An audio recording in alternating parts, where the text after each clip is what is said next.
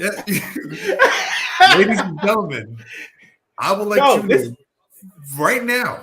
Oh, this man is playing. I'm gonna let y'all know right now. Either Nolo is going to be in top form, or he's going to be really sad in the next. You said 2 minutes. 2 minutes and 44 seconds, and that's okay, man. I'm here. What's good? What's up, man? I'm all right. We chilling. How's you? You have a good weekend? The weekend was good, man. The weekend was good. You know what I mean? Like no pressures. Just got some stuff done. You did. You knocked things out the park and shit. Yeah. What about you, man? How are you feeling? How's your heartbeat? I'm pretty good. My heartbeat's okay at the moment. It's fine. It's good. Okay. Yeah. We straight. I can't complain too much at the moment. As you know, my team is currently playing, and they decided to do the most Cowboys thing ever and lose by a great margin and decide to try to come back and make me care, because I stopped caring. I was like, oh, it's all good. We about to get blown out. But then they decided in the fourth quarter to start trying again. So now I'm invested. Hey, I don't like that. As long as they showed up. I was cool with them not showing up. If they didn't show up at the first three quarters, so I didn't expect them to show up in the fourth quarter. I was like, what are we doing here? But then they started scoring points, and the Ravens started doing dumb shit. And because if y'all lose, that's 2 in a row, right? Yes, we will have lost 2 games in a row. This will be the first win for the Ravens. So yeah. Okay. Yeah. They have lost some tough games. This is essentially Anthony Joshua, Deontay Wilder. Man, a little bit. A little bit. I guess you could say that because we got knocked out last week. That check was bad. That was bad. I know. I heard the pain in your voice when until the final whistle. So hey, bro, you what you call it? DMac wasn't there, so it wasn't that bad of a podcast. Even though I kind of did want him to be there so we could like have fun and stuff. But when I saw that he wasn't up there, I was like, damn. I guess we'll save that for another day. But it's all good. In the meantime, do you have a question of the week? Do I have a question of the week? Okay, I have a question. Okay, that I could just think of right now. All right, when was before Bryan Danielson and Nigel McGuinness, what is the most excited you've been for an up-and-coming match? Ooh, that's a good one. That's a damn good one. I came up with that off the fly, bro. That was right off the top. Like now when you say excited, like the way you're excited for this one. I don't mean no. Like I'm contemplating buying tickets. Yeah, indeed. Yeah. I'm not talking about the regular excited just because, oh God, this is going to be a great match. No, you are like, you almost went to New York. How excited you are. Man. Ooh. Off the top of my head, I'm going to say probably Kenny and Brian. Mm-hmm. Because I remember we were originally looking at tickets for that. Oh, they got the first down, so okay, I can look back this way for a little bit. All right, because it's not going the best at the moment, but it's all right. It's cool, man. Actually, okay. I take that back because I wasn't on the Kenny train so if I had missed that match live, I wouldn't have cared. Mm-hmm. Probably would have been Sasha and Bianca. I get that. I get that. Probably Sasha and Bianca. That would be my choice, but I'm gonna choose one because we actually got to see it, and I would go with FTR versus Briscoes, the first one. I was excited for that match. I don't think I was like one of the greatest matches of all time. I don't think I was like actually I'm lying because that would have been a definite I remember at the time I was like, yeah, we got to go to Ring of Honor for this. You did. You were like that's I was like, yeah, let's go, bro. Ready. And you made that appointment attendance that we had to be at Ring of Honor on that Friday. Man, just in that joint, hungover. I'm so glad nobody was in that section. Oh, bro. Shout out to Noah going For real. That was dope. We had a pick of the seats. We were able to shift seats. Oh no, it was great. Bro, we was good. We was cooking, man. It was a wonderful time. I can't complain. And we got treated to one of the greatest matches that ever happened, especially tag team related. Man, rest in peace. Rest in peace to Jay, man. Absolutely. Miss my dog. But in the meantime, let's go ahead and start the show. Let's play the intro. Let's go. La la la la la.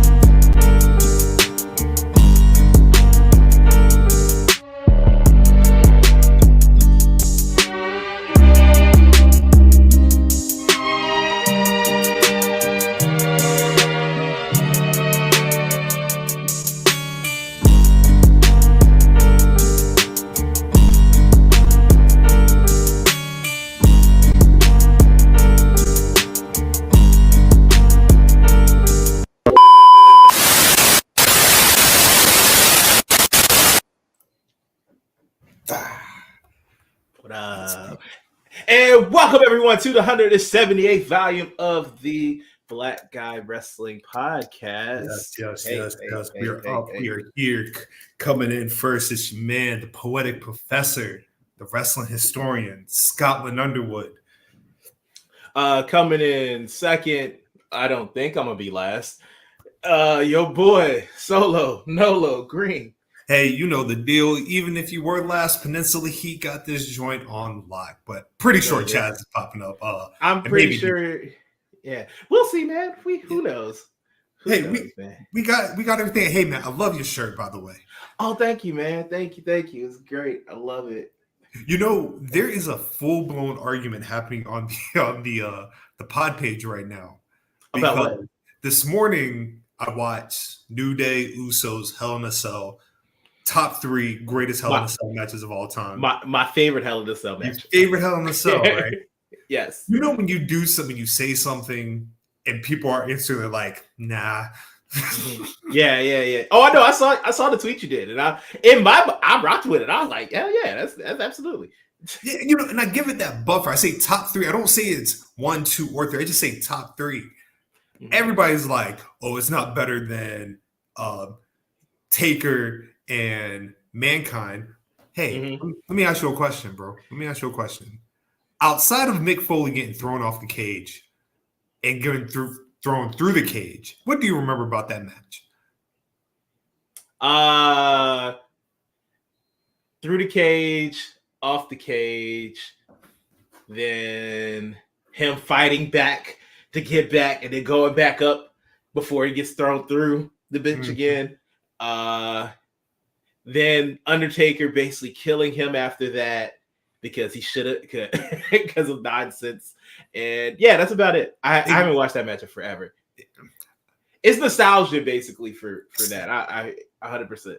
That's why people put it so high. You know what I mean? Like, I'm not even trying to dilute what Mick Foley went through that night because that was wild. But you're not going to sit here and tell me that joint is better than New Day Usos. No, I got what? I got that one, New Day Usos, Sasha and Bailey. Yep. It was Bailey, right? Yeah, Bailey. And what's the other one I really like? The first one. Those are my shits. Those are mine. I think Shawn and Taker have the the game's over. It's okay. Them niggas lost, but it's all right. We should. Them niggas lost. It's all good, baby. I ain't see how it happened, but I do see that they are not about to get this ball back, and that's okay. Damn. That's fine, bro. Hey, it's all good. It's all good. Oh yeah, we straight, man. We up. I mean, we locked in. You know, I mean, absolutely. I mean, I am 100% here now. And I want to tell you like the difference between me when we recorded I had like the worst pod performance ever. What's up, bro? The reason that it's different, one, this is a regular season game. Two, I had no faith in us winning this game.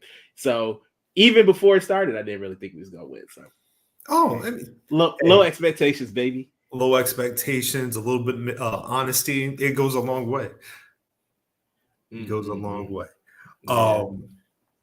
So first, how are you doing outside of everything else? Oh, I'm good, brother. I'm good, man. We about to start OT at the job next week. Okay. I'm excited. I haven't had it in so long. It's big banks Nolo coming in the building. Hey man, we try. I'm gonna try. That's the plan, at least. That's the plan. One thing about my boy is he's not gonna miss that OT. Oh, nah. The only way I'll miss it is if I got some plans or something. That's about it. So what is it gonna be like? Is it the overnight joint? No. Nah, I left them days behind, brother. We are only doing it's 5:20 to 4, so not too crazy. That's nice. Oh yeah, yeah, indeed. 10 hours. We straight. Them naps gonna be hit nice. Oh yeah, when I get off. Great. Yeah, gonna hit perfectly. Well, that's what's up, bro. That's what's up. I hope how about yourself though? How are you? I am good, man. Let's see. Last week was a week. You know what I mean? It was a week. I'm now officially part of the DAR Sports and Media family. Yes, you are. Congratulations to you and to them having such an amazing writer on their staff now. It's been nearly 2 years. 2 years since I wrote an article. Mm-hmm. So I'm very excited. You know what I mean? This one is the first one near and dear to my heart. My man Nigel McGuinness, the resurrection of McGuinness. Mm-hmm. Hopefully I'll tap in with Dar to see when we can put that up. But yeah, man, some good things. You've been cooking with these promos, bro. Been cooking. I'm glad somebody is. Oh, we'll get there. We'll get there. But yeah, before we get started, so I got to tell you, remember I told you a couple weeks ago that there is this there's that wrestling form that has like matches from like all the way from like the 19th century to today. Yeah, the joint you said you got to spend like $10 on. And yeah. So I purchased it this morning and I got the folders. This man was not playing. I really think I have in my possession now every documented wrestling match that has ever taken place. Oh man, that's fire. A bit overwhelming. I'm not even gonna lie. What is it like? $10 a month? $10 a month. $10 a month. Hey, that's not bad at all. And you can pretty much look at whatever the hell you want to look at too. That's pretty dope. That's what I'm saying. Like I started watching a joint from 48, and I made it through 2 minutes because that shit was boring. That bad? I'm even trying to watch. Let me rephrase. I pretty much it had to be that bad if you stop. Where was it in 1940? It was in Chicago. Oh, okay. Yeah, it was in Chicago. It was an NWA affiliate, and I try to watch matches in the eyes of the era that it's in, right? So if I'm watching a match from like 92 and somebody busts out a moonsault, right? Obviously, we see that shit. You hype. Yeah, but you know what I mean? Like people in the crowd in 92 like jumping up and down at a drop kick. I mean, at that time, how do you think niggas was doing drop kicks? These 4? These joints, man, I'm telling you. Okay. my man did a snap mirror. I was like, I give up. I give up. The platform Pro Wrestling Only, you know what I mean? I don't think the guy wants his like information put out there, but he has a public forum. So Pro Wrestling Only. I think his Twitter handle is he's not listening. I don't care. He said, I don't care. His Twitter is PWO. Yeah, PW only. So if you follow us on X, I'll kind of like do like a soft like, hey, y'all should go follow this guy. Wink, wink. Yeah, wink, wink. But Wink, wink. yeah, it's a cool ambiance to get all that wrestling knowledge. Hey man, I might have to. I might invest in to such things. Hey, brother, you don't even got to do that. I will send you the drives. Oh, well, nigga. That's what I'm talking about. You don't have to do that at all, brother. That's fine, man. I'll buy you a drink the next time I see you. My man. So let's get started, man. Of course, healthy week of graps. I guess we'll do the same thing. Start from Monday, work our way down. So Monday night, I think, was it tomorrow that Jey Uso, Braun Breaker, they having the match? Yes, it is tomorrow. How you feel about the match, man? I gotta say, there's certain matches where I'm like, this should be on a PLE, right? And I know they got the whole 5-6 match ambiance, but there is no reason this shouldn't be on Bad Blood, bro. Not a reason at all. Yeah, man. And especially since it's in Atlanta. Didn't Braun play for Georgia? If I'm not mistaken? He is a Georgia Bulldog. Yes, he is. And then Atlanta go crazy for Jay. So exactly, he gonna be. They just leaving money on the table for no reason. I don't understand it. Does Jay have to win this match? Does he have to? No. He's okay. So you're not on the boat that Jay has lost a lot of big matches. Doesn't that add to his story? It's a long ass story. I mean, look at it. I mean, look where he's come from. This man has he lost every championship match that he's ever been in that wasn't a tag team match? Absolutely. But let's also look at the reason this man has lost those tag team matches. When it was against Roman in the I Quit match, he ain't say I quit. I mean, he said I quit, but he ain't say I quit because something was happening to him. His brother was about to die. Yeah. Yep. Then when he was about to beat Gunther for the IC belt, his brother, who he saved, it ruined it for him. So, and then he lost against Gunther again. Then he lost. Oh, look it! The champ. He has graced us with his presence. This nigga burning stage. This nigga burning. Oh yeah, man. Clearing the ambiance of bringing in that good energy, bringing in that good spray, that good space. Only like Chaz can do. Hey, man, I'm not mad at it. Good evening, gentlemen. Apparently, according to Twitter, Chaz is no longer part of the podcast. Hey, Nick. Why not? Hey, man. I don't know what that was. Dang, what you do? We don't know. we can't figure it out. Oh, okay. I'm just curious. I wasn't on. I wasn't on the Bird app too much. He tried to tag me in the photos, but couldn't do it. That. Yeah. Hey, man. I think we tried everything in motherfucking book outside of redown the download. So I don't know, man. My man hit me up. He was like, oh, it's back to 3 of y'all. I was like, nah. Oh, damn. I was like, nah. Oh, damn. I was like, Chaz's still here. Chaz is permanently here. It's 4 still. Don't tase me, bro. Don't.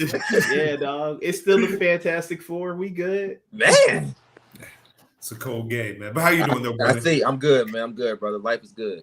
Taking the mental health day today, so no work today. I'm chilling. Oh, I love that for you. Beautiful, bro. Beautiful. And then after I get out the pod tonight, I'm gonna watch Unanimous Asia do her motherfucking thing. You know what I'm saying? You see it? You know what I mean? Yeah. I see you.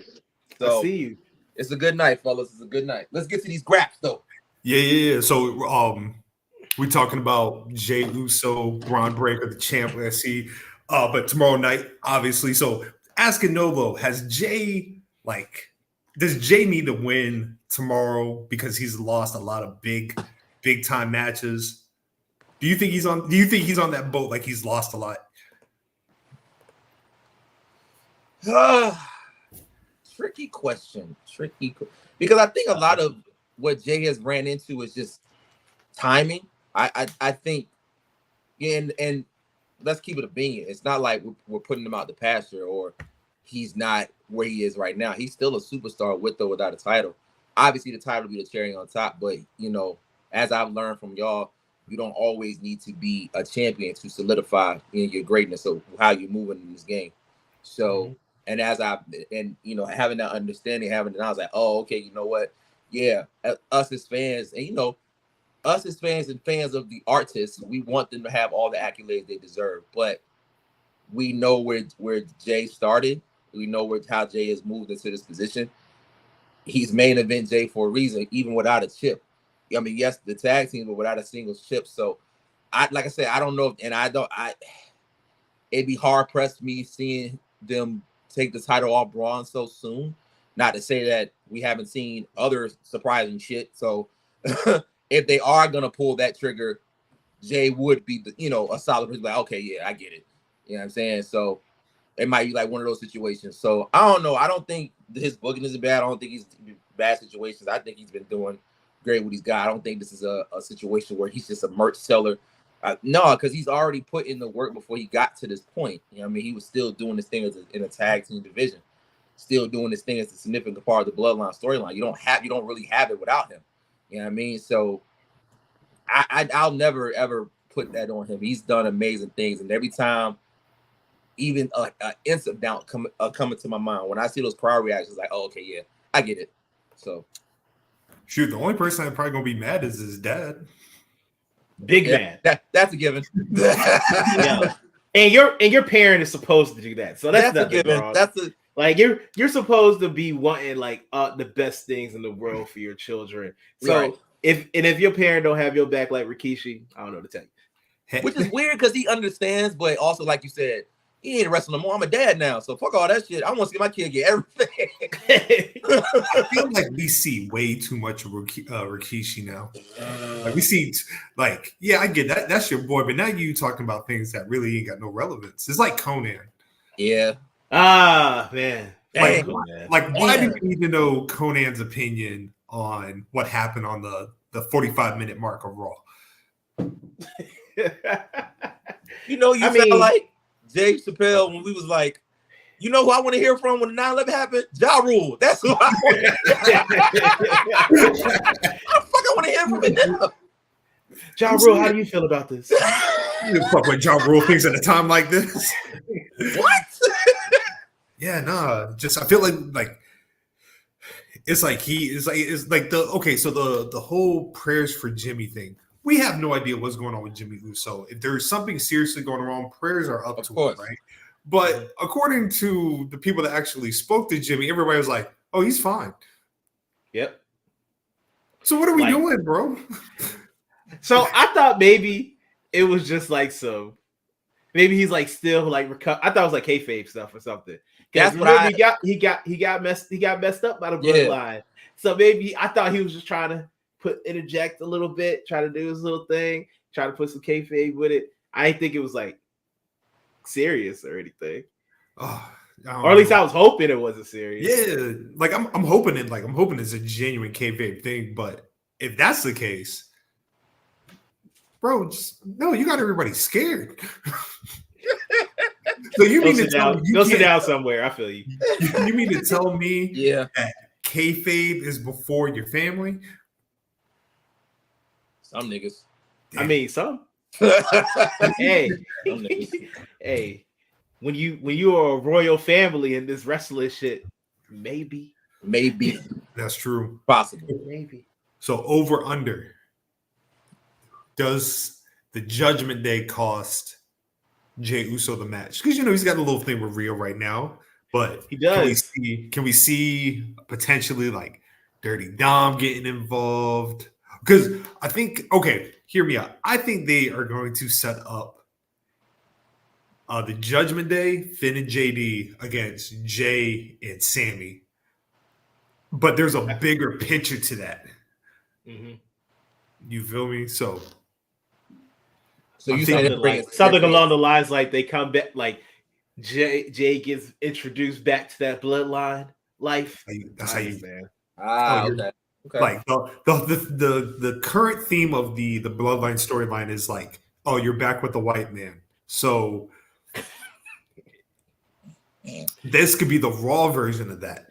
I feel you. I feel it. Okay. They're together. They're actually friends. Homies. Sticks. Yeah. You know what I mean? Nick and Steve's. So what we think?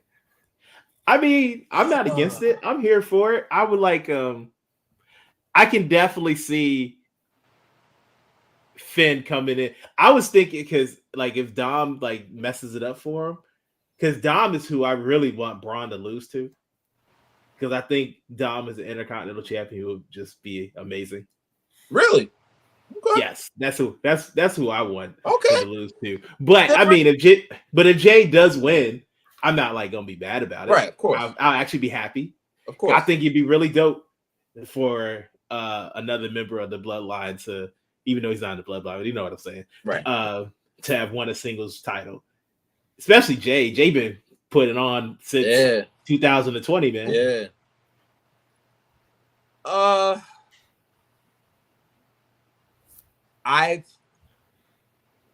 I see them, and you know I like to live in Delulu. Yes, you do. That is a fact. I like to live there. I can see them letting it go clean, and then having them interrupt at the end.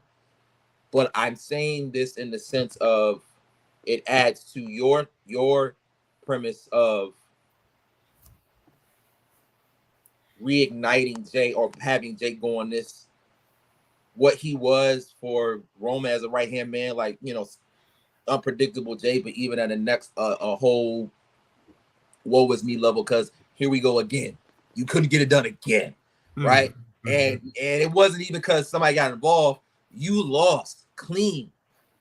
Ooh. It adds to the mind, like, what the fuck do I have to do? And it just sends him on this almost getting close to a crash out. So where, like, it goes to your point, bring Sammy back in the fold, try to reel him back in, try to help him back out. They lose again, and then phase 2. I like it. Yeah. So man, you want my man to lose clean. Man. I like it. Smooth sailing, brother. Something different. Yeah, I like it. Damn, you want that man to go out there and get murdered by that Yeah, no bread, water, just meat. Hey, but look, you know what? That's not the most important thing on Raw. We'll get to that match tomorrow. The most important thing that happened on Raw is a little confrontation took place. Speaking of the Judgment Day. Judgment Day, New Day, tag team title match. Great match. LWO comes out, try to even up the odds. Yeah. That didn't work. No, it didn't. Xavier gets pinned. He did. And just like if your man's is on the ground, you go over, be like, hey, bro, we're gonna get him. We'll get him next time. We'll get him next time. Xavier pushed that brother away. He pushed Kofi Kingston away. And screamed on him. And started screaming. Nah. Ain't no next time. No next time. Yo, my man was hurt. My man was upset. He said, I know it hurt him to say that. My man said something's gotta change. Woo! And then they get backstage. And my man he was cussing out the entire LWO. Kofi walked backstage like, yo, what are you doing? What are we doing, bro? So I have a question. Shoot. We all love the New Day, of course. Definitely. But at this present time, who is more wrong? So there's two ways you can look at it, right? There's two honest ways you can look at it.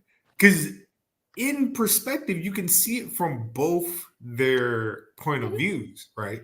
You can honestly say Xavier's at fault because when he started feeling away, he never communicated to Kofi. Like, it was a lot of like hum-hoing around the situation, like kind of like you're waiting for it to just fix itself. Mm-hmm. Then you look at it from Xavier's point of view. This nigga Kofi is moving wild.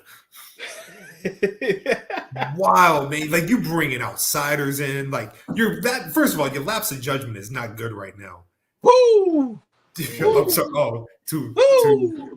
No, no point. I'm saying woo, because I just realized what you meant. Oh, that's funny. But yeah, you're doing that, and then you're asking other people to help you out, which is in some form like you clearly don't trust that your mans could get the job done. And then my third question to all this, right, is, I guess at the end of the day, like, why as brothers can they just not sit down and talk? I agree. But Chaz, I want to know, Chaz, who do you think is at fault? You seem like you would side with Xavier. Oh man. Just based off of Kofi's decisions alone. I can defend Kofi's decisions, bro. I can defend most of them. Right. Like that last one.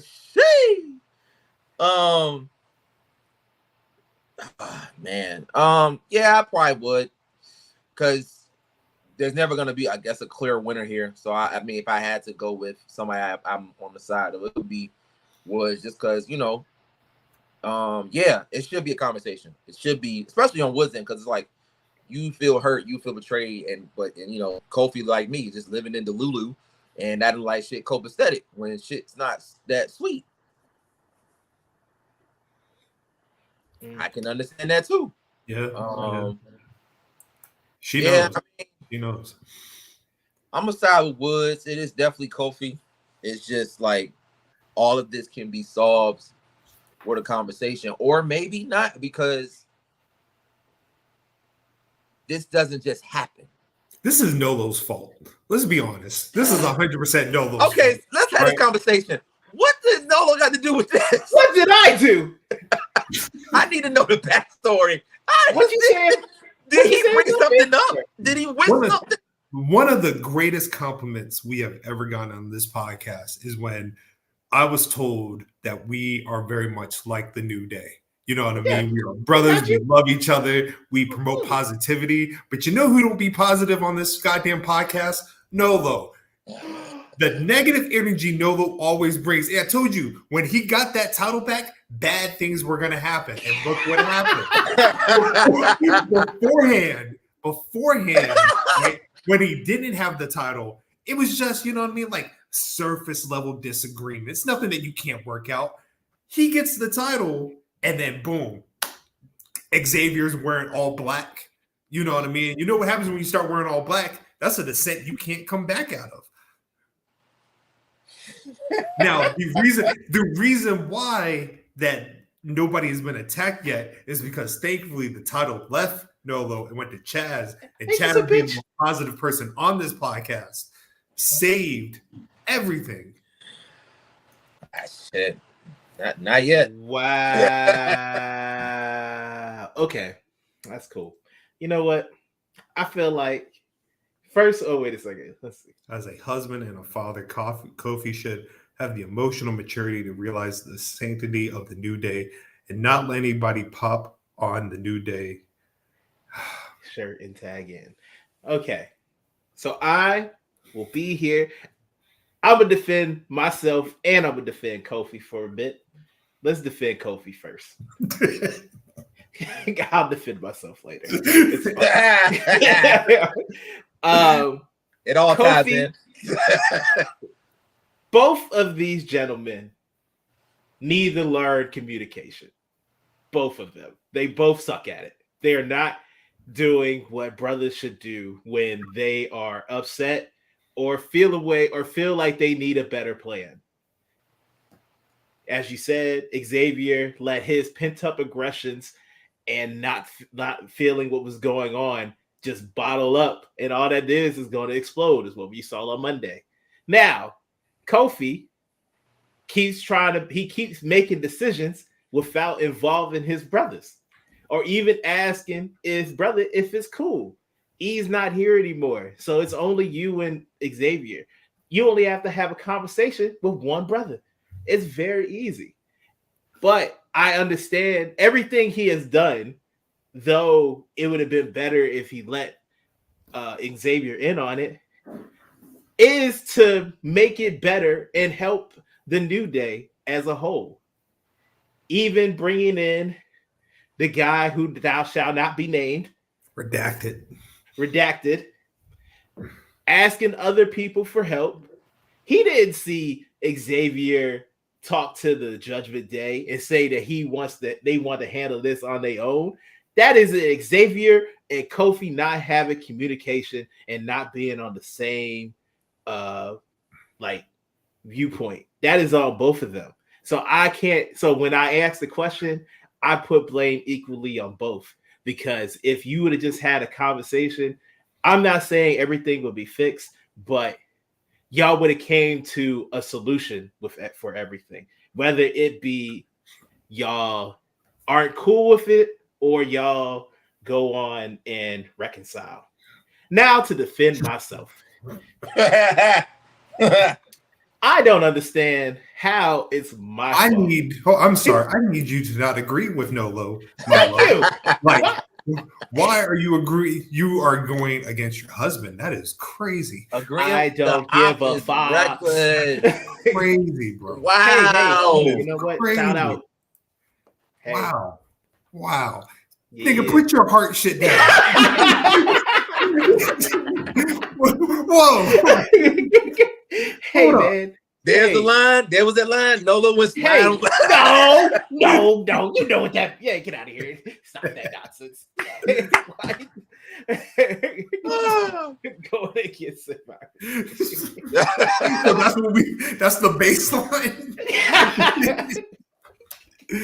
But hey. Okay, defending myself now. Yes. Just because I don't understand why I was negative, just because I had the BGW Predictions Championship. I wasn't even that bad when I had the BGW Predictions Championship. I was chilling. I didn't act the ass. I could have acted a whole donkey, but I didn't. I was chilling for real.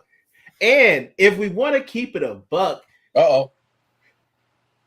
when shit started getting even more testy and everything, it's happened under Chaz's reign from last week and this week. But I'm not saying it's Chaz's fault, because I'm not going to blame Chaz.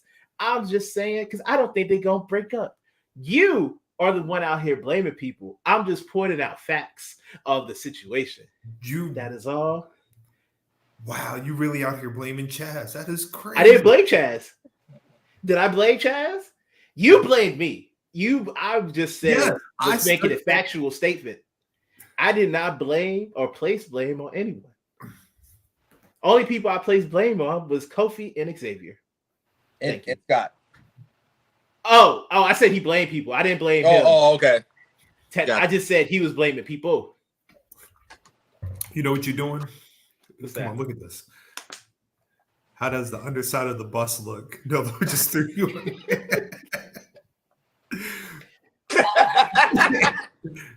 Can I point something out real quick to you, brother Chaz? Just real quick.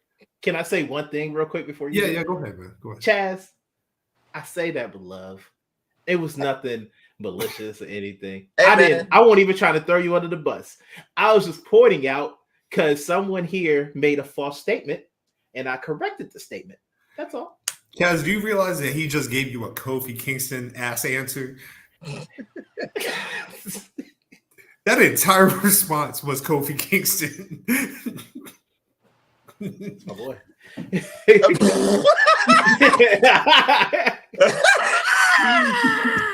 That's my boy. Hey man, they both my boys. I love them all. No. It's all Kofi. It's cool.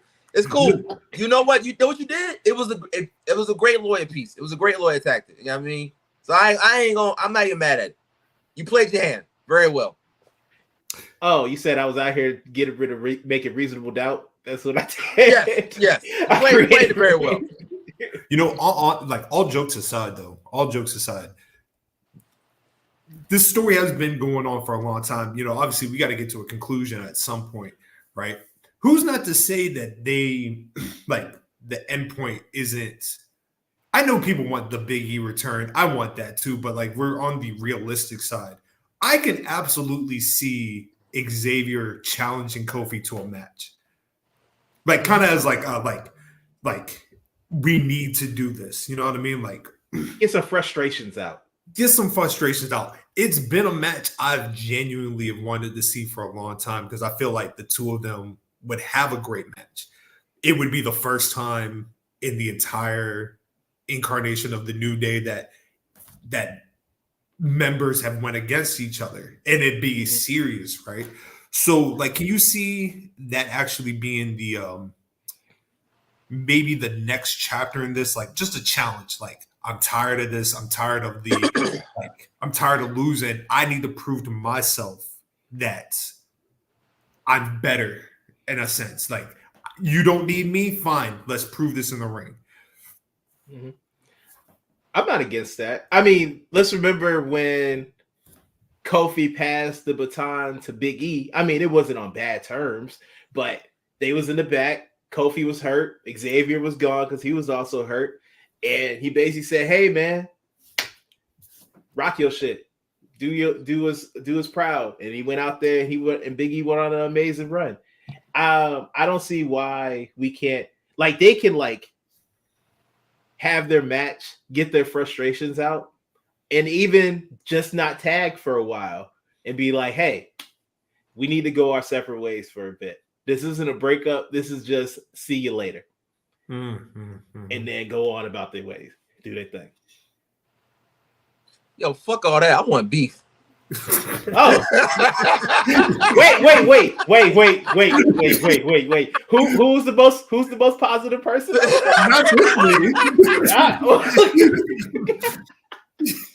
Look at these false statements, man.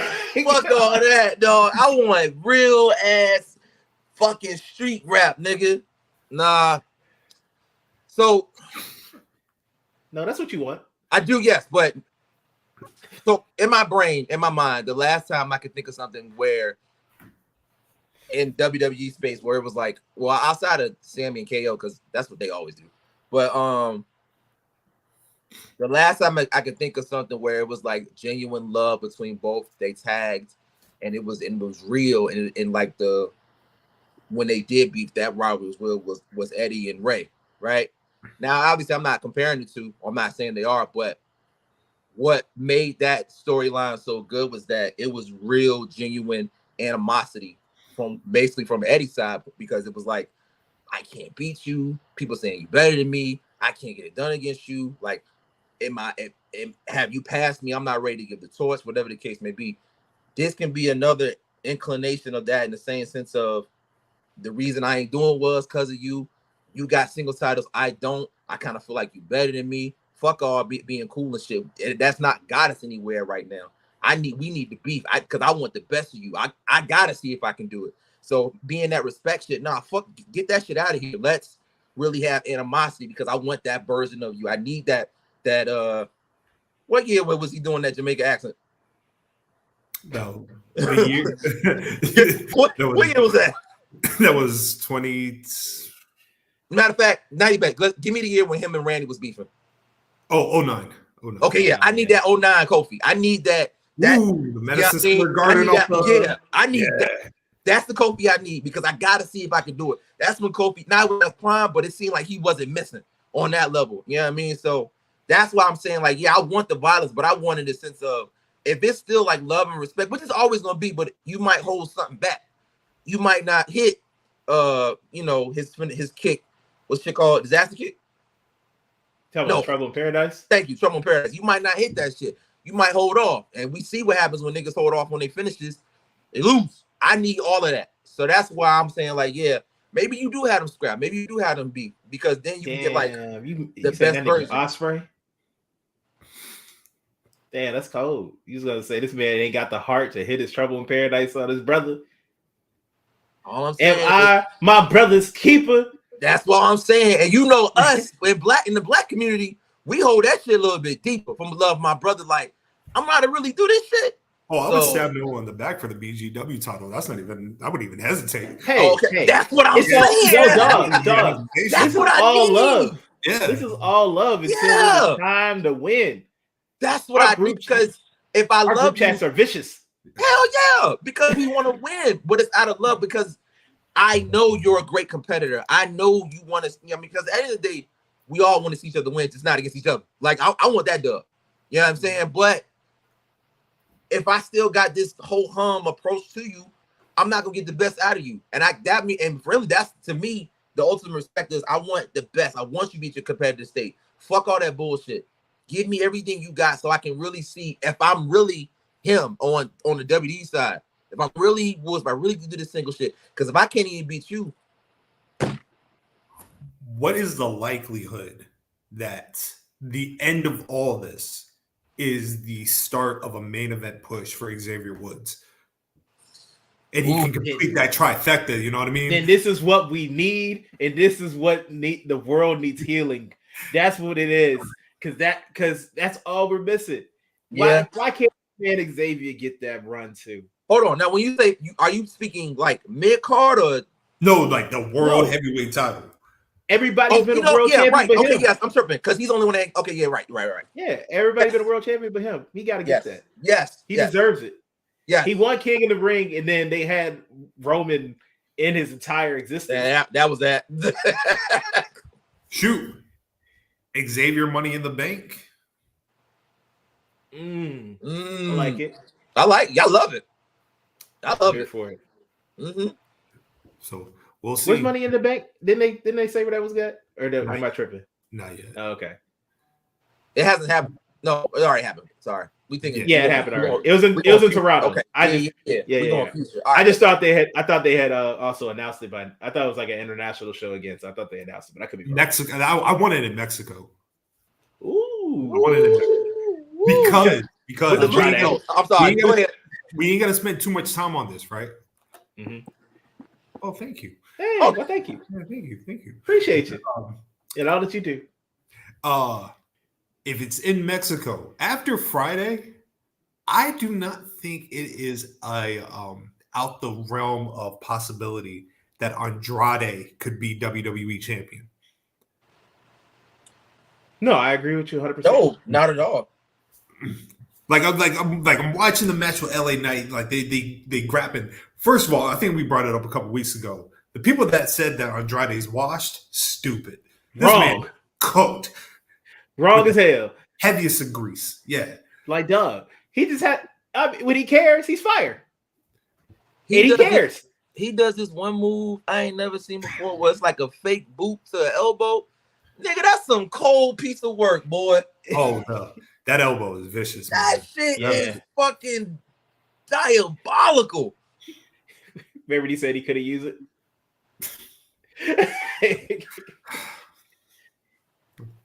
Lesson learned. Lesson learned. But yeah, like, you know what I mean? Like, I'm looking at, like, guys on the roster, like Andrade, Xavier, guys that, like, if you give them the ball, I have no doubt they could carry the company in the way. Because I'm looking at Andrade, like, can you imagine Andrade and Cody in Mexico City? Turn it up. Turn it up, dog. Turn it up. Shout out to him fighting that Cuban. Coastal Wars, man. Coastal Wars.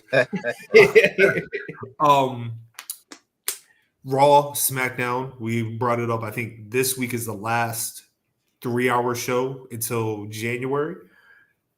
But it's looking like starting from January to June of next year, Raw will be 3 hours.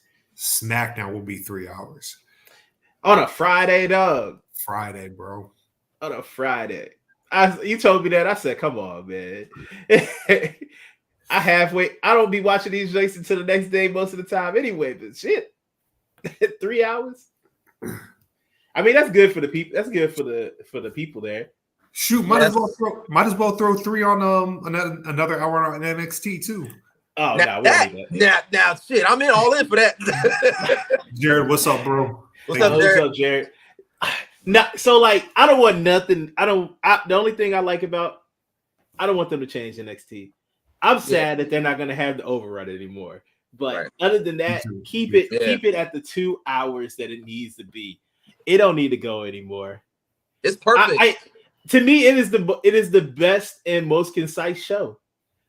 You getting hella different matches, you getting hella women's matches, and they tell multiple stories in that amount of time. And I think that Sean and them do they damn thing with it. And I don't really want it to change too much. SmackDown, all right.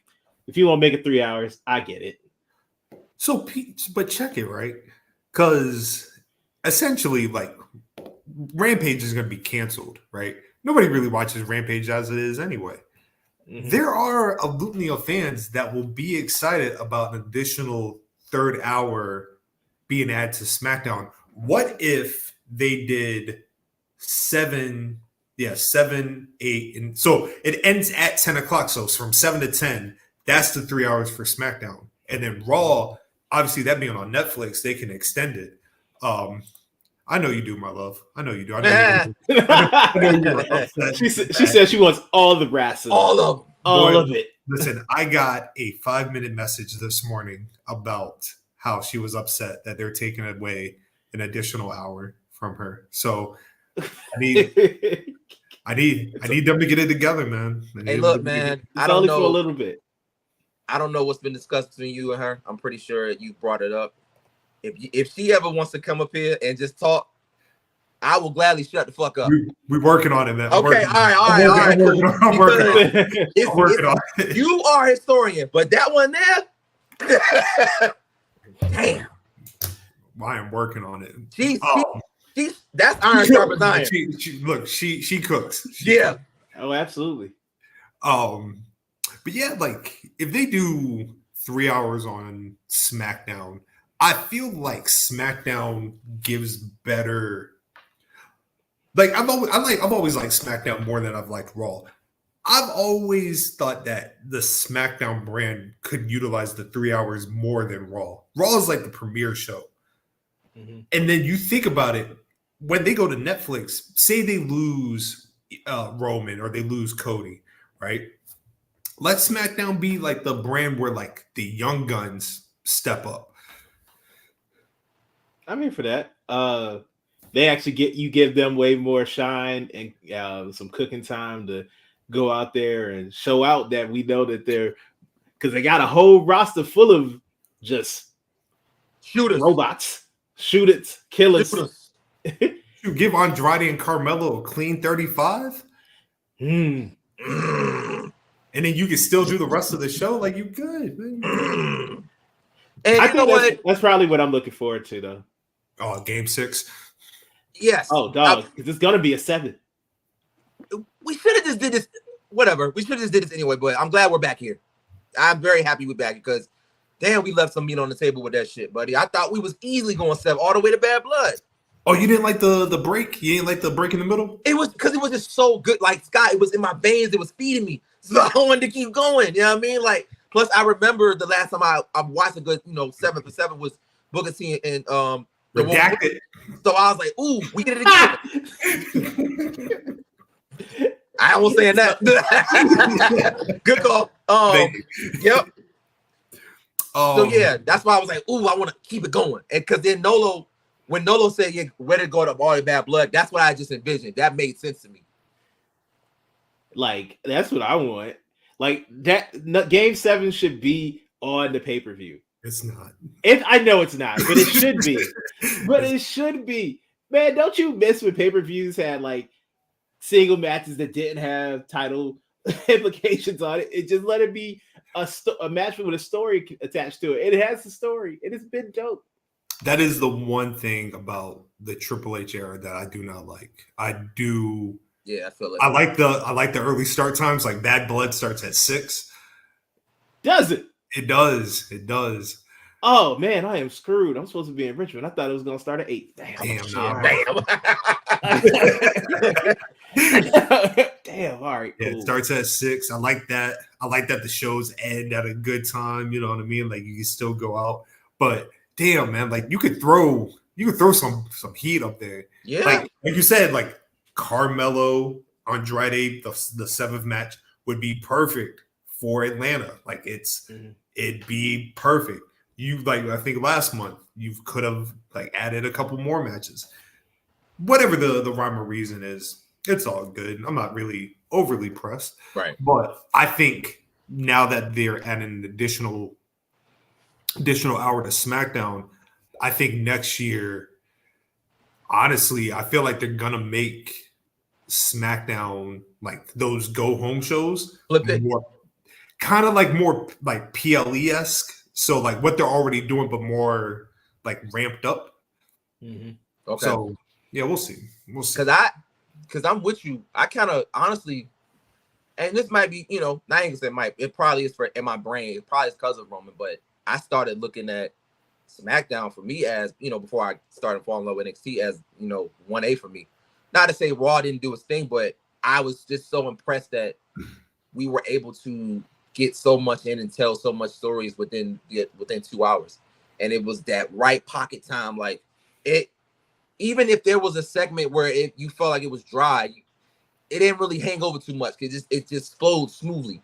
So to my brain, I was like, yo, SmackDown to me is the number in my brain number one. So if that's the route they're gonna go, then I mean it does make sense. And I also, like you said, with the now being 3 hours, you make the SmackDown a show, it's gonna be a whole new era. Meaning, so because now we're eventually we're gonna have to try to figure out the pivot from these two behemoths in Roman and Cody. Now it's time, like you just said, Andrade, Carmelo. Who else did you say? Who did I say? I can't Somebody remember. else. I can't. Okay, well, damn. Woods. Yeah. It's time to. All right, what's gonna be that next phase? Because we already got it with Gunther. We're solid on that. We good money. So now we got to figure out what's gonna be the next one. So I like that idea. Speaking of Cody and Roman, cinematic masterpiece, Emmy award-winning promo. Hey, that was dope. This nigga Cody getting on my goddamn nerves. Man. Oh man, come on, dog. That's what he's here for. That's what he's here for. He's doing his job. He's doing what he needs to do. Before we get to that, how did we like the presentation? You know what I mean? Like, I thought, like, I think this could be the standard for big matches, like these type of cinematic feel to it. How did y'all like it? Did you think it was overdone? What y'all think? I thought it was done perfectly. Just like the setting and how they set it up, everything. And they say, city. Exactly. I want to talk about that. Go ahead. Come on, dog. I thought it was just perfect. You in Georgia Tech Stadium, which is in Atlanta, where Roman played, where he was out here being a beast in football, and you got them coming together. It's Cody's state, it's Cody's city, technically, or whatever, and they had like a great moment. And I'll let Chaz talk about the cinematography of it all and videography of it all. Yes. Like that, but done flawlessly. And it lets you, both of them set it up, said the right things, the correct things to get you hyped for this match of these two people who don't like one another, but they do have to work together. Not this Saturday, but the next Saturday. Oh no, this is this Saturday because it's Sunday now. But yeah, them coming together to go against a comet for a comet. Wait, is this weekend? Nah. No, I mean it's Saturday. I mean it's Sunday already. So okay, Saturday. Right, Saturday. Right. Yeah, indeed. I had plans. I was like, you. I had plans. Oh okay. Man. But no, go ahead. Ooh. Nolo, what did Roman say? The last thing he said before he walked off? What was the last thing he said? My man said, "You in my way." In life. In life. He did life. You know how much of an annoyance you got to be for a nigga to say that you're in his way in life. In life, we've now exited our professional career. You've now interrupted about you is it been a pedance? Everything. Habitual line step back. It was well done. It was, you know, I have these core moments in my brain where I remember certain things. I remember when they did the face off between Rock, Cole, Jim Ross in the middle before, you know, they big match. And, you know, I thought that was, you know what I'm saying, well done. You know, they let loose. But as I got older and started to like use my cinematography mind to go back and look at certain promos, I'm like, ooh, man, that could have done well. Like with, you know, like if they did X, Y, and Z. So I feel like they took that and, you know, took other elements that's happened and just took advantage of, you know, this kind of like theatrical social media kind of era where we're at right now, where you want to give people the bang for the buck. You know what I mean? You want to reel people in now, even if it ain't a match. You want to use certain things in marketing that's been, especially with social media, perfect example, like with Joe Hendry. You want to use what you got now because this is a whole different age of technology. This is a whole ball game, and creatively, they've had more room than ever to really go out there and do what they do. So all those elements that one, man, we get what we got, and now, like you said, Scott, like, damn, this could be like a beginning of something special moving forward when you got big names, man or woman, you know what I'm saying? Where it's like we gotta do a cinematography type promo to really win, because I had chills the whole time from the sound, the location, the ambiance, the small nuances, the looks, the wordplay. The wordplay alone was fantastic. Like and you could see with what they say, how they move, where they were in life, like small little things like that.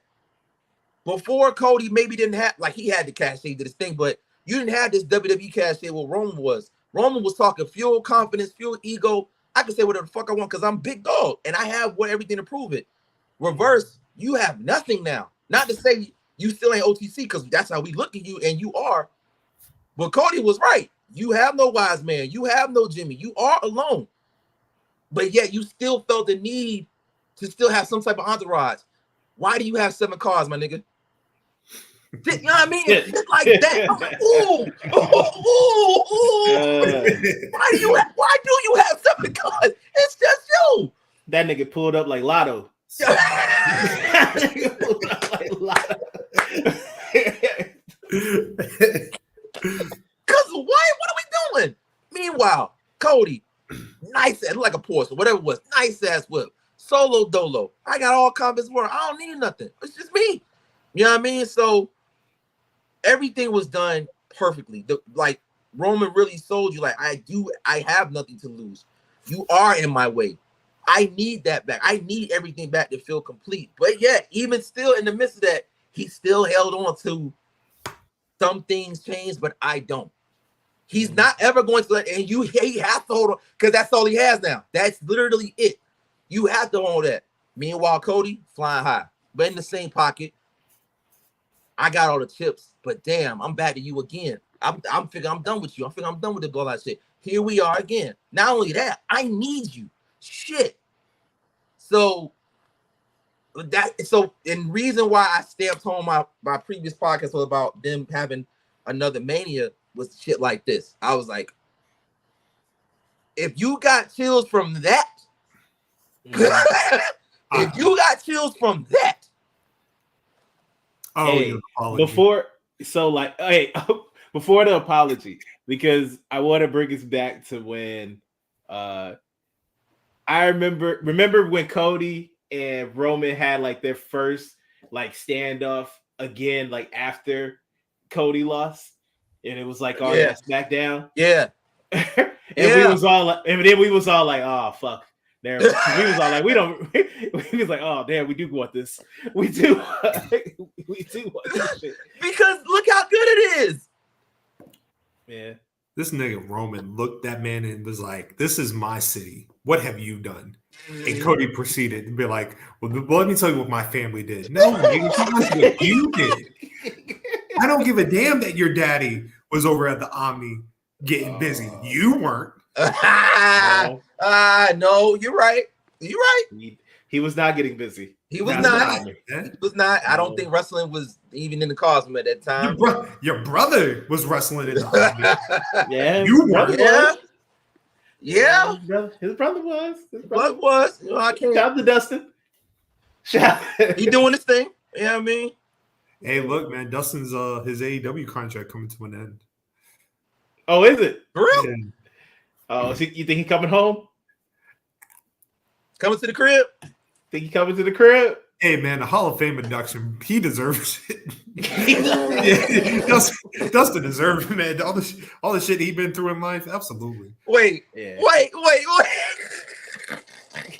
My man just said the Hall of Fame induction.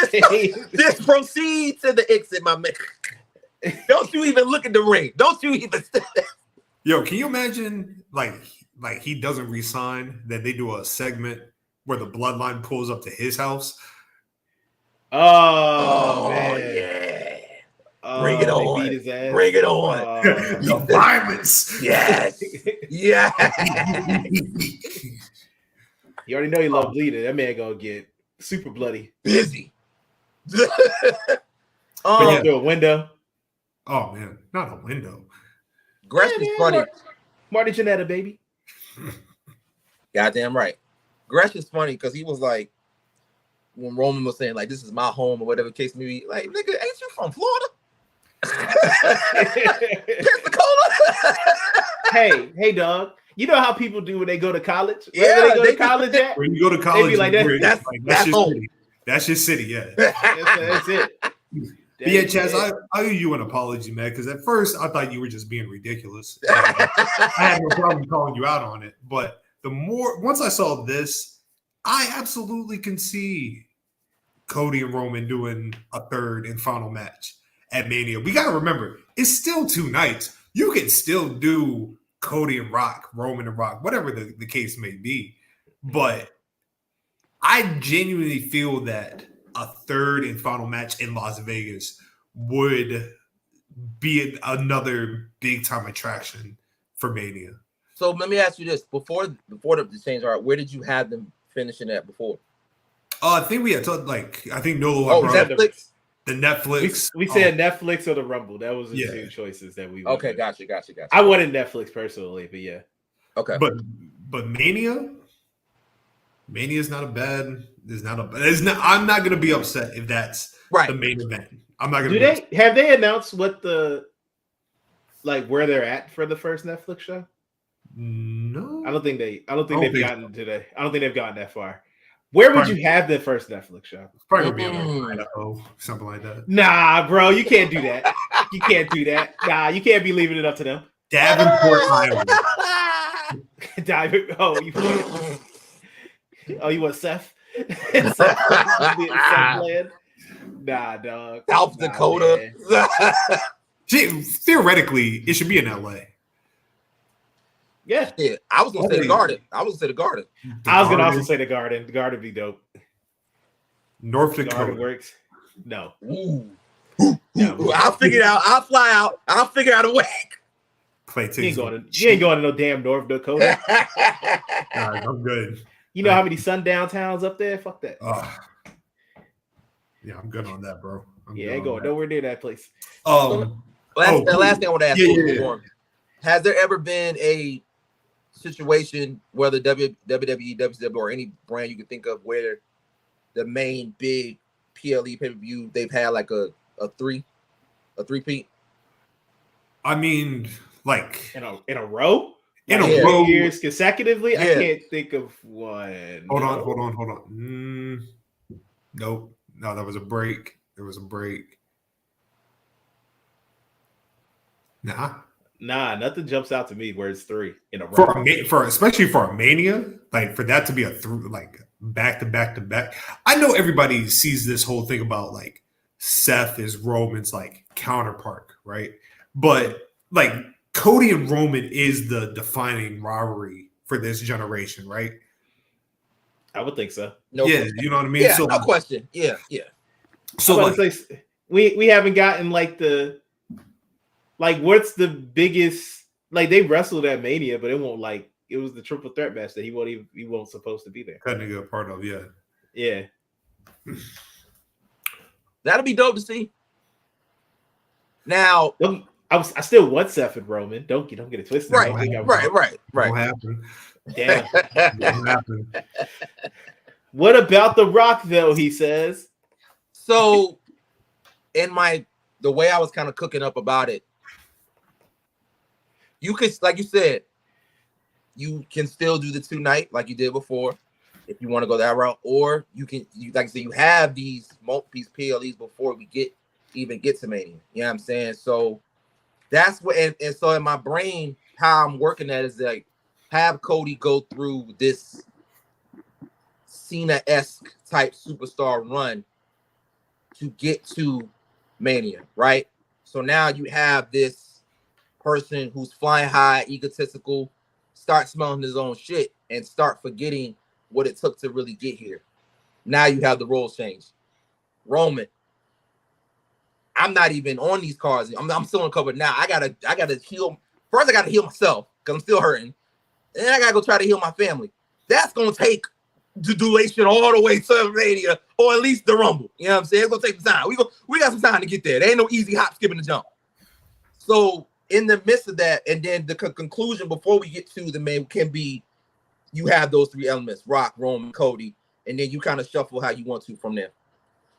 Hey, look, yo, the final two in the Rumble being Roman and Jacob Fatu. Ooh, I'll do it. I'll take it. I like it. But you know who is not happy about Cody and Roman? Kevin Owens. Kevin Owens. He's not. I thought we were so close. Oh, I thought we were so close. That man had the goblin mask talking to his ass. Motherfucker was like, stop being a bitch. Do it. Hit him. Pussy. Hit him. I thought they was gonna do it like the credits hit and then he hit him and then cut the black. Nah, you know what it is, man? Like right now, Kevin ain't got that dog in him. You know what I mean? Like he's a family man. So you gotta get like sometimes you gotta like he's not filled with the hate that I want him to feel. And you know what? Sometimes you gotta let that build, right? Kevin Owens is very much a man that does not speak his feelings out loud. So he just lets it marinate, right? Yes. So when the time comes, the package power driver on Cody, my God, I cannot wait. Do it on the concrete. But with that being said, gentlemen, what? There is talks of KO. His contract is expiring, right? Mm-hmm. And it got me thinking. Like KO is a very decorated guy, certified Hall of Famer in what he's done in his career, right? Absolutely. But Kevin Owens does fall in a pattern that when KO is not in a major storyline, KO kind of like is like sometimes he'll just be there, right? He's very much a guy you can slot on any part of the card, whoever it is, and you'll be good, right? Do you think KO could use a change of scenery? I don't think he's going anywhere. Let me just preface that. I do not think he's going anywhere. But on the chance, what is your interest that we go from Kevin Owens to Kevin Steen, and we back in AEW? So what's your thoughts on that? Go ahead, Chaz.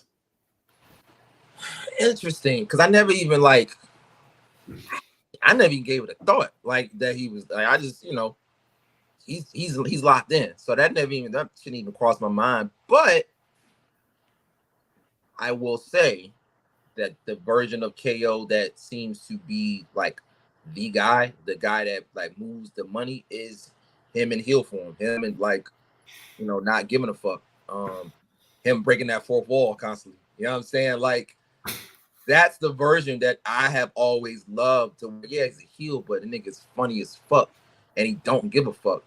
And he's but more so, he's all about himself. So, damn. Now that you say that, Scott, you are right. Like he'll have the moments where he's like, KO, and then It's radio silent. Like, you know, he's around, but KO. You know what I'm saying? So, and I don't ever know if, and come to think of it, I don't know if we ever had like a long-term, consistent mid kind of card run with him where he's still, you know, big dog, but he's telling interest stories on that level. It's been flashes in the pan, but then like you said, he's been on a big time story. And shit, that's how he came in. You know what I'm saying? On a big time story with, you know, with Cena, which eventually led him to, you know, the Triple H and Seth saga. So yeah, I think so. I mean, you know, change is good. And I think he mostly more anything because he's still a draw. He's still a big name. So shit, why not? I personally, I would love if he left WWE and went the AEW route, because then you can continue like some of the old, he gets to see his buddies that he used to be. I know my man is not excited about that. But I'm not saying he needs to side with them. Just saying, because he can at least, I just think the moment would still be like entertaining. You know, them niggas will leech off of whoever's. I that's didn't what say them niggas are. The young leeches. Oh, you talking about the Bucks? Okay, yeah. Okay, yeah. Young leeches. Oh man. Yeah, because it was the Young Bucks, Kevin Steen, and Adam Cole, correct? If I remember correctly. Yes, sir. Yes, sir. Yes, indeed. But nah, I really want the Adam Cole and them. They don't even gotta like, I don't need them to be together. I would love to see a match. Like the match that you had, somebody that you saw on Twitter with someone like put up there, like him versus Eddie Kingston. Oh, like, yeah. Oh yeah. That would be dope. We'll get to see that. That man would do. That man would do terrible things to Darby Allin. No. Things he would do to Darby Allin would not be able to be shown on television. But and illegal in 20 states. Yes. Yeah. But nah, it just excites me that from that standpoint that it'll be something new and we haven't seen it in a while, or we get matchups that we've never seen. But I personally would just like him to stay, because I like him in WWE and I like what he does here. I know we always talk about, like, I know people have been talking about like Randy being the one to take the title off of Cody, but I don't see why KO can't be the one. Like, KO has absolutely earned another world title run, a proper world title run. He said it. Mm-hmm. He's brought it up multiple times. Was like, it was only but so long. You know what I mean? That he had a title. It wasn't that long of a run. And shit. And to be honest with you, if I was Tony Khan, I absolutely would be like, yo, here's a blank check. The worst he can do is say no. Mm-hmm. This is true. Hey, send that man the Godfather offer, bro. Might as well. You have nothing to lose. You're losing everybody else. Right. Damn. Yeah, I mean, no, real shit. Would it be the first person he lost? I feel you. And like I said, like, I'm not saying Kevin Owens would be this game changer for AEW. I would like to see Kevin Owens in like a different environment. That'd be cool. I'm torn. Like, if he stayed with WWE, I'm happy. If he left and to go AEW, I'm happy. I just think that when it comes to like somebody like KO and AEW just in general, right? Yes, the initial feel would be there. Like, you think of all the matches, like you said, him and you do him and Mox, him and Claudio, Darby, you know, bunch of guys. But then what happens when that runs out, right? Kevin Owens is not the answer for AEW when it comes to like getting people in the door. Right. So it's just a up in the air type joint. You know, we'll see. I like it. Yeah. On the flip side, Miro wants to leave AEW. And I don't know anybody that has fumbled the bag as much as Miro, because when the shit don't go my man way, he runs. He is a run. Cut and run. He is a track star. One time to my man Marks with Mike's, man. JT, what's up, man? What's going Shout on? out. Yo. And my man JC, what's going on, man? But yeah, She can do that small run in TNA right now. he gotta leave. Right. He gotta leave. He gotta leave for that. Right about that. Take a break. When it comes to Miro, man, like, would you be interested in him coming back to WWE? Is he going to keep his character that he's been doing? Because if he does, then yes. Oh, the Redeemer. Yes, the Redeemer Rusev. Like I did like that. I did like that new angle, but yo, him just talking shit to God all the time. That shit was heat. It was. That's why he's where he's at right now. He got no wife because he was disrespecting God. That's why. Yeah. His wife's gone. Yeah. That's no time on TV. He's still getting paid. TV. See, you disrespected God. Look what happened. But he's getting paid to do nothing. Yeah, but you can't. And why is it now you want to? You could have been requested your release.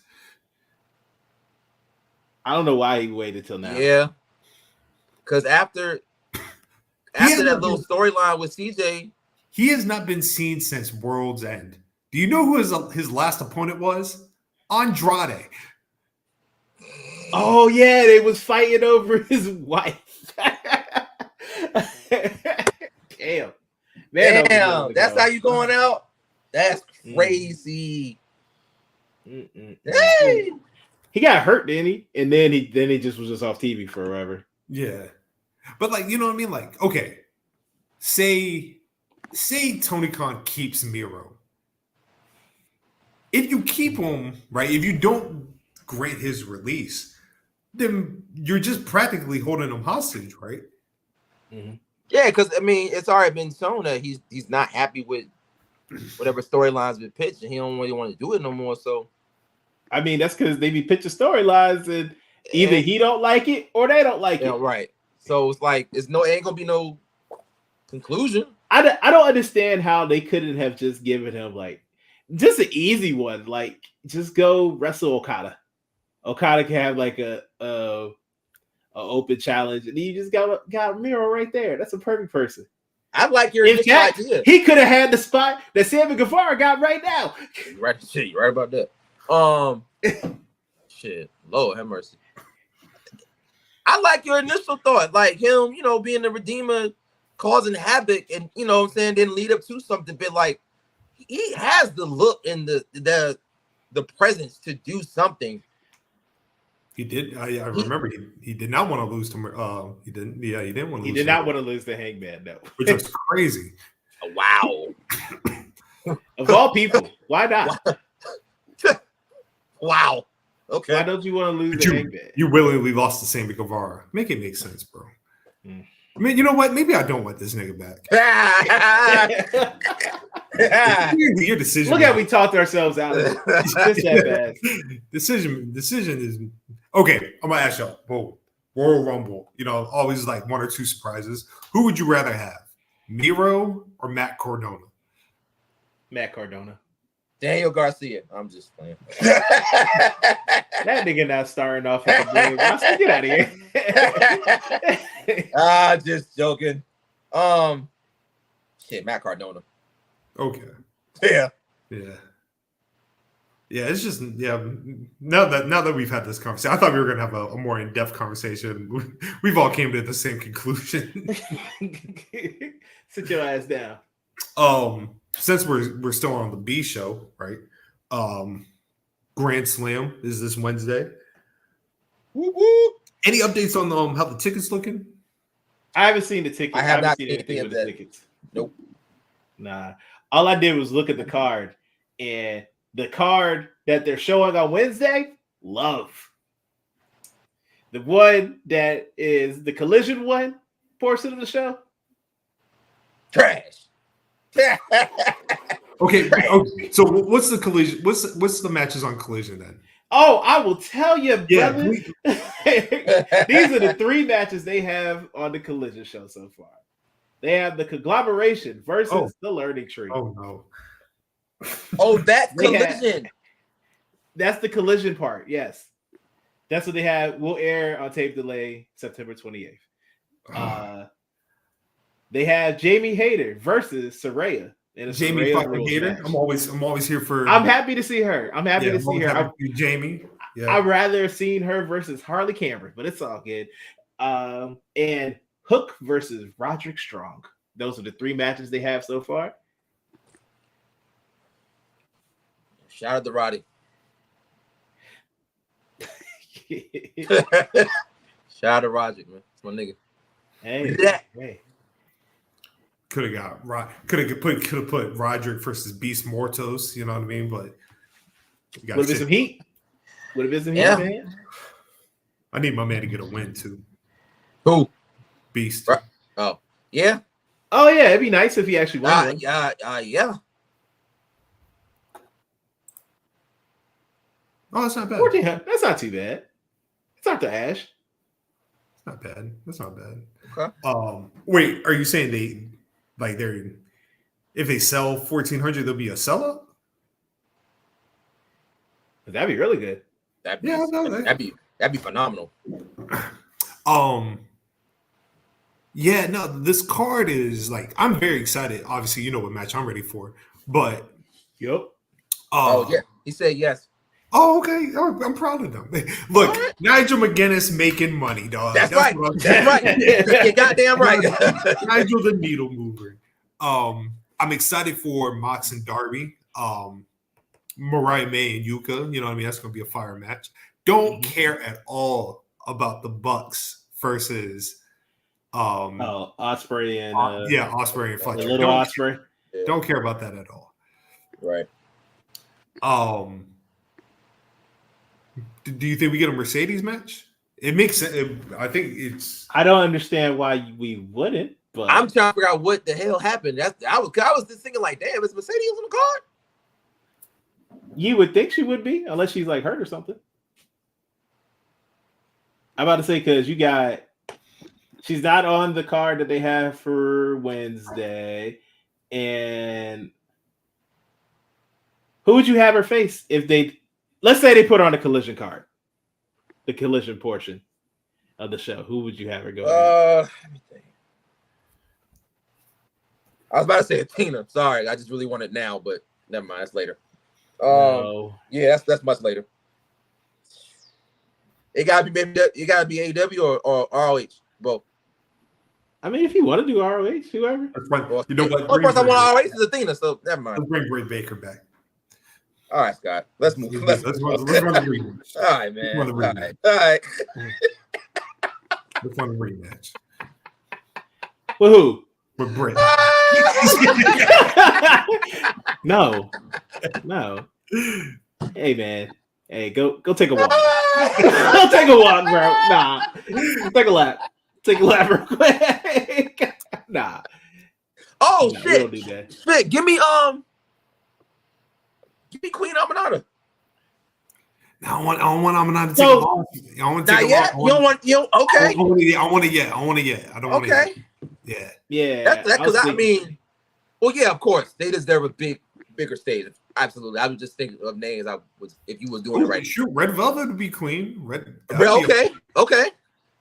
Be a fire match. Shit, what's the little white child in Ring of Honor? Have her. Let's see what she can do. Yeah, bring the white child. Bring the white child up. So let's see what she can do.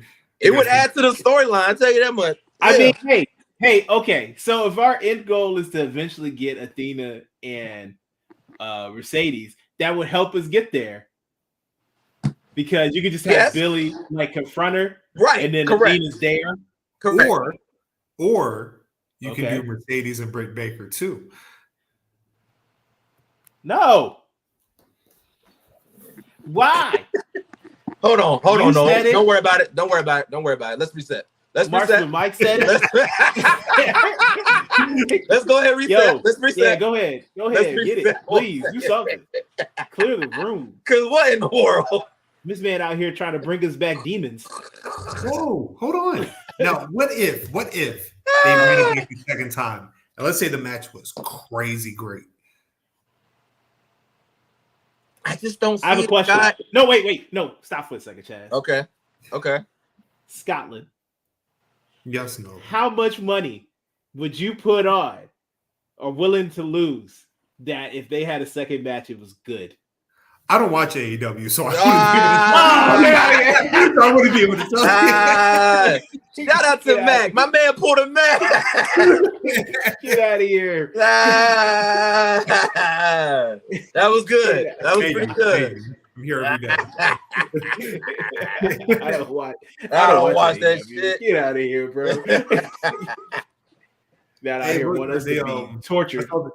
I saw they announced Big Bill Will and Ricochet for the 5th year anniversary show, if I'm not mistaken.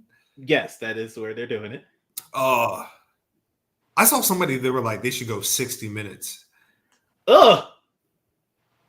God damn. Boy, Ricochet gonna be sweating. God damn. Yo, man. No, I don't want 60 minutes of Ricochet. Ain't the flips in the world, buddy. 15. 15's top. 15's good. I mean, if it's 20, I'm not gonna be hating, but so here's my only gripe with this match. I am going to go back before the match. I am going to go back and watch the Best of the Super Juniors match, the match that developed my hatred for Ricochet. Because maybe at 27, I was just blindsided. I'm gonna go back and watch it. I'm on my historian shit, so I gotta look at things all from an unbiased perspective, right? Here's my only issue with the match happening this soon. I feel like Ricochet has to win the match. It's not for the title, is it? It's for the title. It's for the title. Whoa. Yeah, it's definitely for the title. It's for the title. Because I feel that Will beating Ricochet this early does not make any sense to disrupts Ricochet. Disrupts Ricochet's momentum that he's trying to have. Yeah, a loser. Then he should lose. That's what he does. Hey, but he wins the title, then you instantly give whatever type of credibility you're trying to give him, right? Because clearly Will is the premier guy. I think Will should be away from the international title now. I think that's done. He's had it. Cool, whatever. I want to see the feud I now want to see with Will is him and Hangman. Now you cooking. Yeah, that's the feud I want to see going into the fall. A match between two people who are great. That's what I'm talking about. Have they had interactions before? I mean, not that I care. I'm just curious. I don't think so, actually. Okay. I mean, shit. You want to get an additional viewer? This is how you do it. You get that nigga far away from that bald white man as much as you can. Yeah. Oh man, that's funny. Yeah, I love it. Yep. And plus, I don't think they have wrestled. Yeah. Plus, Ricochet with the international title, like let him do what he's like. Let him cook on his own, right? So. Yeah. Oh, that was one thing we didn't mention about Grand Slam. We're probably going to see the massacre of Wheeler Yuta at Grand Slam. Oh yeah, that's great. Yeah. My man Pac said, "You got to come to work. You got to come to work. No days off, bro. Got to come back." Pac pulled up on him like Q. Juice. What's up, man? You know what I find interesting about this version of the BCC? They've never outright said like their attack on Bryan was not rooted in it because they hate Bryan. Right. Nope. Like said it needed to be done. What if like the pivot to this or like the plot twist is that Bryan needed this to toughen, like he got soft. Hey, man, you acting like a bitch. I'm going to try to kill you to let you know this is what Mr. Regal said we need to do. This is how we become successful. Mm-hmm. Would you be upset with that if like Brian was like, yeah, I needed this. Like, I needed this to bring the violence back. No. Then they just embrace him with open arms and be like, you're back again. You're the killer that we need. I wouldn't be upset with it, but I would, because if you're gonna give me that version of Brian Danielson, buddy, let me tell you something. I'm gonna want more than when you lose the title. I'm gonna need you to stay around for a little bit longer, because that version sounds superb. That sadistic type, manipulative type Brian Danielson. The shit that what's the shit he was doing before the match with Kofi, where it was kind of like that, the whole the V. Yeah, the like if you're gonna give me that, but even sicker, now we're talking. You gotta remember before the Blackpool Combat Club formed. Remember the match that him and Max were having? That shit was bloody. Yeah. That's what I'm saying, bro. He can do it. Nah, I still want him to go through the whole gang. The whole gang. I want him to go one through one by one. Who, Brian? Yes. You want him to take out the whole gang? Yes. I'm with that shit too. I'm with it. I like it. Yes. Damn. Yo, he has to show he means business. So Wheeler's got to be the sacrificial lamb, right? Yes. What if? Yo, they got to use him as bait. Use Wheeler as bait to get Brian to come back. They're going to be in the same arena. You ain't even got to do all that. You ain't got to beat up Wheeler. Y'all are going to be in the same place. Yeah, but he could not want to fuck with them yet. So when they massacre Yuta, then he has to come out and go save his pupil. You can really tell that this shit is all like the Nigel and Brian match was just thrown together because it would make I get my only gripe with the match is not the match itself, but like last night, Tony Khan could have popped up and been like, Nigel, I got some news for you tonight. I just got off the phone with Brian Danielson, and he accepts. Yes, could have done that, but we didn't. We could have. So now we're playing the game of like, is he Willie or won't be there? Yeah. I will never watch AEW again. I know. I'm about to say. I know your heart would be going to pieces, boy. Hey, dog. Hey. He'll never talk about that show again. Ever. He will leave the chat. He will leave the chat when we talk about AEW. I'll do an emergency pod that night. And then go shoot at him. Oh man. Yeah. That's all I got for my notes, gentlemen. Oh, I'm good. Was that it? That was all? Yeah, there's one topic. We can do that next week. Oh, wait, there is one more. There was a picture floating around earlier this week. And I didn't upload any pictures tonight because before I got here, I was finishing the article. So ran out of time. But there was a picture floating around last week, and it was a beautiful picture. It was Kenny Omega, Kota Ibushi, the Golden Lovers, taking a picture. Kenny looking healthy, you know what I mean? Kenny looking good, you know what I mean? Kota was just looking like Kota. Right. It got me thinking, right? The Young Bucks, for whatever reason, are still tag team champions. Do you think they are holding out hope of an early Kenny return so they can do the Bucks and the Golden Lovers with the Golden Lovers becoming AEW tag team champs? Hey, I Scott, mean, it makes sense. yeah. Oh, go ahead, bro.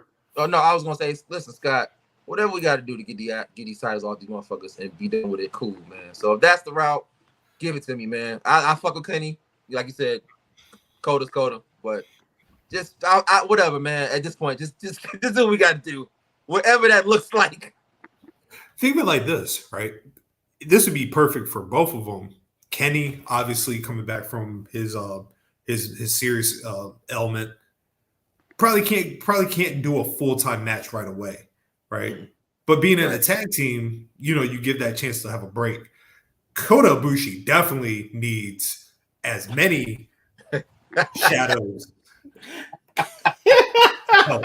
He needs everything. You said that man needs as many power ups as he can. As many, bro. You might as well create an 8-man tag team title. Wait, this nigga need help. Mm. That's 8-man tag team title. Come on, dog. Yo, you're the one that literally told me, because the last match you said that you saw of his, it was actually not bad. It was good. That don't mean that it's gonna still be good. Oh. I think that was the first time I ever heard Scott put somebody out the pasture at another place of employment. It's crazy, man. He said he should be working at Walmart. Our wonderful champions. Get out of here, bro. All right. But yeah, so I think, like, if Kenny is healthy and able to go, could you let's gauge it by how far? Revolution, March of next year. Could you have a young buck reign that long? I hope not. That would nearly be a year. I know. I want it, bro. They need to get them belts off of them. Fix their tag team division, man. Please, but brother, please. They don't need to be the champions anymore. It's really they barely wrestle. It's not like they some special actor or anything. They just don't be defending their belts. Should they pull the trigger on the Outrunners? I would happily take that. They're very hot right now. I'd be A-okay. I know what I want, but right. So I'd be A-okay. I'd be that in the name of Jesus. You're the Outrunners fan, okay, bro. So he's not an Outrunners, though. No, I think he was referring to the Bucks holding the title. Oh, okay. Oh, okay. Yeah. Okay. I was about to be like, damn. Like, that's very rare. I haven't heard anybody saying anything negative. I was about to be like, I haven't heard no one say nothing bad about Turbo and what's my other man name? Turbo. I know it's another T name. I just forgot. And they got a girl too, right? Big Gal and Hercules. Damn, what is that man's name? Truth, yeah. Turbo Floyd. Yes. I could not remember that man's Truth name. Magnum. I just remember, there it is. Yeah, I just remember it was started with a T, because they both started with T's, and that's how I remember. Shout out to Madam TA randomly. I'm talking for Magnum, man. Hey, man, he from the area, baby. He from the area. He from the crib. Oh, I did want to, bring to your attention. I don't know if you saw it. Hangman and this wouldn't surprise me. I'm sorry. Yeah, no, it wouldn't. That wouldn't surprise me at all. No, it's what he does best, actually. We've come to accept that. Jeff Jarrett and Hangman will be in a strap match. Let me tell you something, man. I'm sick to death of these niggas getting online and lying on the good name of Jeff Jarrett, talking about this man as a bad worker. You watch your goddamn mouth. You watch your fucking tone, man. We talking about J-E-double-F, J-A-R-R-E-double-T-double-J, Jeff Jarrett. Ha ha. Dog.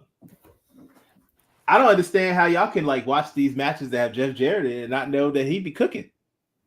Jeff Jarrett has not had a bad match in AEW. I don't understand why people be coming out here with this slander. Even the Texas Chainsaw shit was fun as a motherfucker. And who did he fighting at? Jeff Jarrett? Or no, it was Jeff Hardy. Oh my God. You fought himself? Oh, okay. That's different.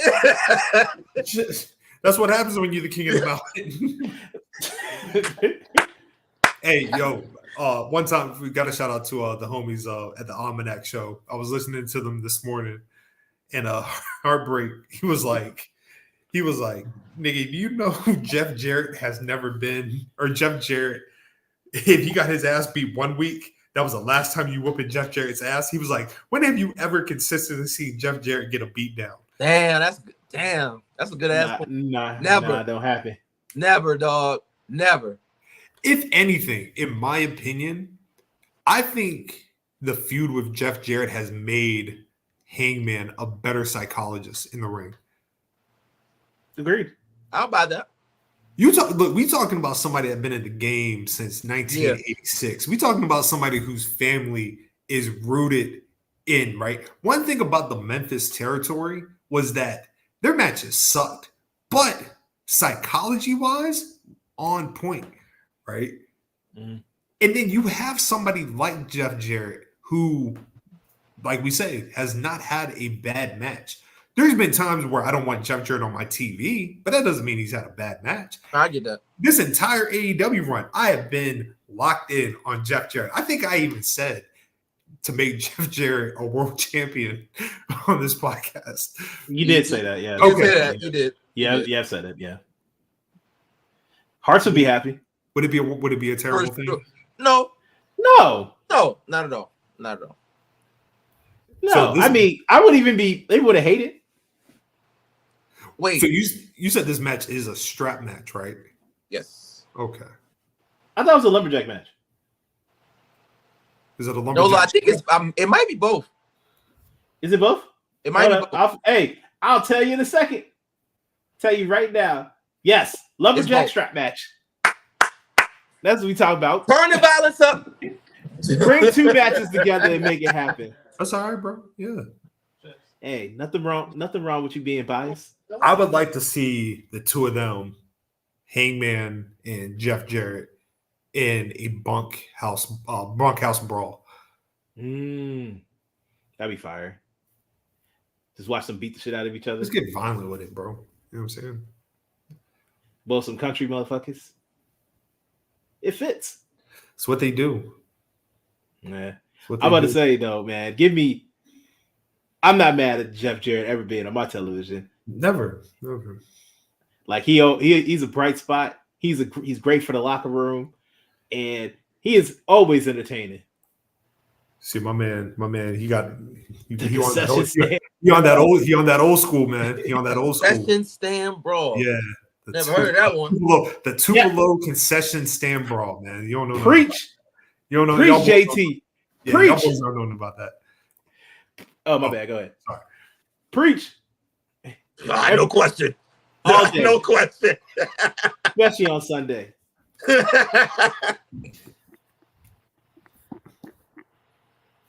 Concession stand. I gotta look that up. I'll send it to you. Okay, bet. Yeah. Honestly, that sounds fun as hell. I really feel like that match, the original concession stand brawl, is lauded as the first like hardcore match in the States.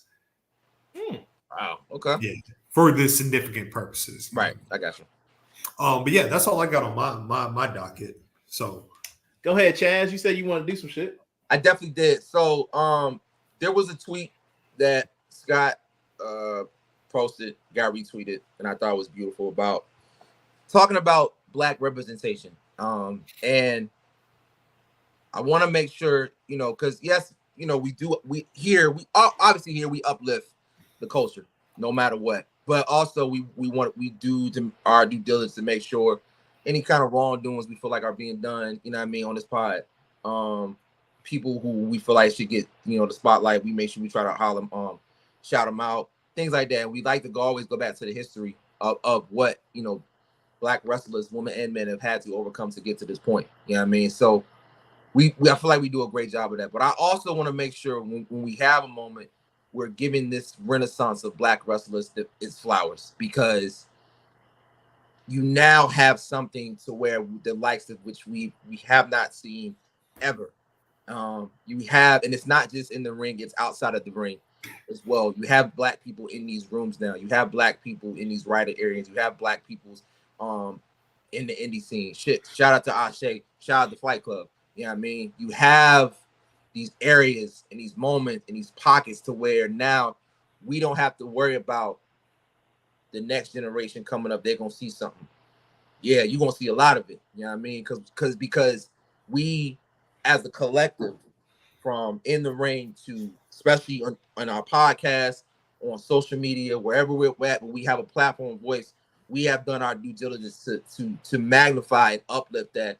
A, we're not a monolith, and B, we move the needle, and we need to be in these doors, and we need to be in these rooms, and we need to be at the top of the forefront. We need to have these big contracts and all these shits because we deserve it. Because you don't have wrestling without us. You don't have the culture without us. And now it ain't just a situation where we're just getting moments here, moments there. No, we're getting moments every motherfucking day, every motherfucking night. Shout out to Javon Evans about to go one-on-one, Randy Orton and fucking CW. That's just gonna blow the fucking roof off. You know what I mean? Like shit like that. NXT has been like one of the beautiful, most proven grounds and areas where we have seen the black coaches just take over and really be a forefront of what a blueprint and forefront of what you take Ashe, you take the big money of WWE and mix it. This is what it could potentially look like. We had our own shit along the lines of everybody else. So I just wanted to make sure that, you know, we give the wrestlers a flower, but we give ourselves a flower as people in this podcast game that do our job to make sure we uplift it, to do our homework about matches that black people have contributed to, that have done their work into, that have done what it needs to be do to push the culture forward. And this moment in time, I can honestly say now we are going to see it again because it's only going to get better from here, and we're only going to get better. And I'm excited to see what the next 10 years is going to look like for black people in wrestling. That's it. The NXT is for niggas. Yes. Absolutely. Yes. Oh, shout out to Ashe because their show this month is next Sunday. Next week. Yeah, next Sunday. Yeah, next Sunday. Oh, they're doing a Sunday show. Okay. Yep. They are doing a Sunday show. Yes. Yes, indeed. Look, nothing like a Sunday fall night, man. You know what I mean? Oh, absolutely. Absolutely. I wish I could have made it. Wish I could make it that joint. You going out there, Chaz? I will be be there. Are you going? So yeah, I can. So it's gonna be before work. So I'm gonna go. And then once I leave there, get some rest before work. So I'll be there. Okay, good. Yep. Okay, bro. Good. Hey, Nolo, you trying to go to our local show this weekend? which one? What, VCW next up? I mean, we can if you want to. Shit, I gotta find out what it is. I think next up was early yesterday. Oh, okay, then never mind. Yeah, I'm pretty sure next up. Never mind, we're good. Yeah. I'm like almost 100% sure it was yesterday. Oh yeah, then we are okay. We are good. Yeah. So you can find me at. Oh, does anybody have anything else? Nope. Oh, okay. You can find me at PoeticScotland on X, Scotland _ on YouTube and Instagram. And you will see my debut article with DAR Sports and Media. Like I said, the resurrection of McGinnis will be the return article. So yeah, we Yes, back sir. That's what we talking about. Our man's out here killing the game. You can find me at Raleoftheleaf on Twitter and Instagram. Follow the two pod pages on the same two platforms at bgwpod. You can find me in the front row of the Asia Wilson Never Gonna Get It fan club. Also, you can find me trying to find Bryce Young another job because it don't seem like this is gonna work out for him. Yeah, you know that. Yo, my bad. Not to cut you off. You know that nigga lost his girl and his job. Damn. And you know who his girl with now? Tyrese Maxey. Damn. Cold game, bro. Cold game. Also praying for Bryce. Because right now it seems like that's what that brother needs more than anything. He needs to pray on the prayer line.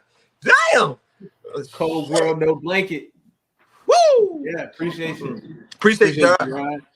But yes, other than that, you can find me at Chaz OB, IG, my Manzo, Twitter.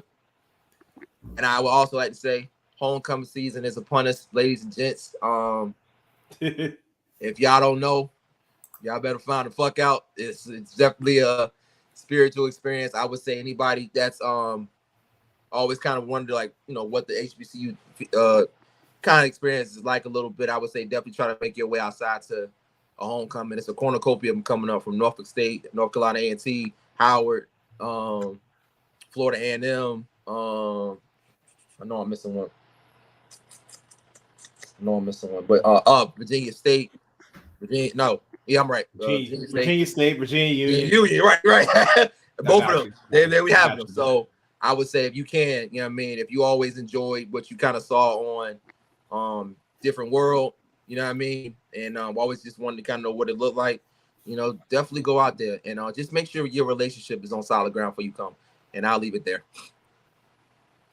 Yo, one time for my man Marks with Mics, you know what I mean? So definitely Yeah. Yes, sir, my guy. But go follow DMac. Yes. Yes. At At DMacTardy on all social media. all across the world. Well, unless we got anything else, we now are on the road to 179. So, gentlemen. Woo! We almost out this bitch. Yes. And for the night, we are out. Peace out to my world. At the end of the day, they got a fucking end. Oh, y'all go be blessed, man. shout out to the Saints losing.